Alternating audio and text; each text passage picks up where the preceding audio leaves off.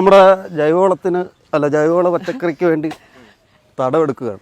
ഒരു 2 അടി വീതിക്ക് ചരട് കെട്ടി ഞങ്ങൾ മണ്ണ് കൂട്ടി പിന്നെ നടുക്കുന്ന മണ്ണ് അങ്ങോട്ടും ഇങ്ങോട്ടും മാറ്റി വളമിട്ടിട്ടാണ് നമ്മൾ കൃഷി തുടങ്ങുന്നു.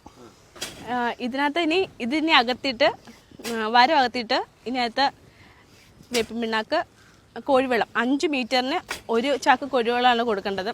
അത്യാവശ്യം ഇതിനകത്ത് വളമുള്ളതുകൊണ്ട് ഞങ്ങൾ ഇച്ചിരി കോഴിവെള്ളം കൊടുക്കുന്നുള്ളൂ. ഇപ്പം വളം ഉണ്ടല്ലോ. പിന്നെ ഡോളോമേറ്റ് ഇടുന്നുണ്ട്. പിന്നെ അതിട്ടിട്ട് ഇനി പ്രധാനപ്പെട്ട നമുക്ക് മൾച്ചിഷീറ്റ് ട്രിപ്പ് ഇടണം. അപ്പോൾ ഇച്ചിരി ഹൈറ്റ് കൂട്ടിയാണ് എടുക്കുന്നത്.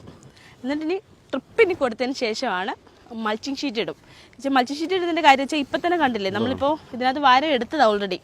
അപ്പോൾ മഴ വരുന്നതുകൊണ്ടാണ്. അപ്പോൾ പുല്ല് കള വന്നു. അപ്പോൾ ഇതിനി മൾച്ചിങ് ഷീറ്റ് ഇട്ട് കഴിഞ്ഞാൽ പിന്നെ ആ കളയുടെ ഒരു പ്രശ്നം ഒഴിവാകും. പിന്നെ ഹോളിട്ട് വെച്ച് തരും. പിന്നെ ആ ഹോളിനകത്താണ് നമ്മൾ ചെടി നടുന്നത്. അപ്പോൾ ഇത്രയും കാര്യങ്ങൾ ഇതിനകത്ത് ചെയ്ത് മാറ്റും. പിന്നെ കള, ഇതാണ് മെയിൻ പ്രശ്നം. ഈ കള ഒഴിവാക്കാനാണ് നമ്മൾ മൾച്ചിങ് ഷീറ്റ് ഇടുന്നത്. അല്ലെങ്കിൽ തന്നെ നമുക്ക് ഡയറക്റ്റ് ചെയ്യാമായിരുന്നു.